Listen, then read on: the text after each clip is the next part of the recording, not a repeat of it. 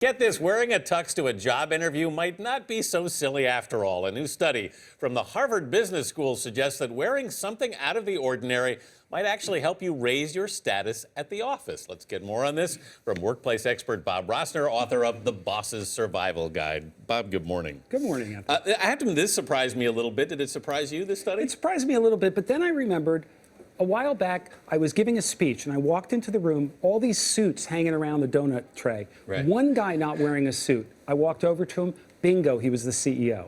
So this stuff sometimes does work. Now, I got to tell you, I did it again shortly thereafter. The guy was the caterer. So it works sometimes, doesn't work always. I need to understand, though, how they conducted a study like this. How do you assess how people perceive someone based on clothing and in terms of their level? They took two professors. One professor, clean-shaven suit, shoes, nice shoes. Another guy, beard, T-shirt, red sneakers. And they said, which one has higher status? Students said, beard guy has higher status because he could afford to be unconventional. So next time I'm an adjunct professor, T-shirt, beard. Does it totally apply at the workplace? I'm not sure. But that was the essence, was you can break the rules, you must have some level of status. Right. I have to believe that this will depend on what industry you work in, though. Totally, totally. The industries, obviously. Well, but it's a little bit different. I went to a law firm recently, and the guy came out wearing a Seahawks jersey. Right. It was a real. Now, I think I'd get a different Seattle, lawyer, but that's another matter. Exactly. That's me. But lawyers are trying to be less stuffy. Startups are trying to dress up a little bit more. But if there's a general rule in the workplace, it's much less Mad Men today and much more casual Friday. Right.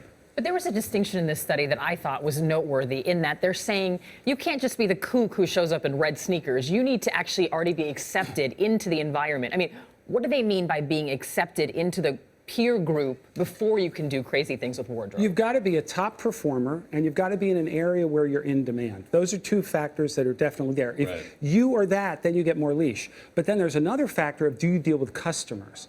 Sometimes you could be a funky dresser, but they don't want you to deal with customers. Right. So those tend to be the variables. My stepfather, who is a very natty dresser, always taught me the rule.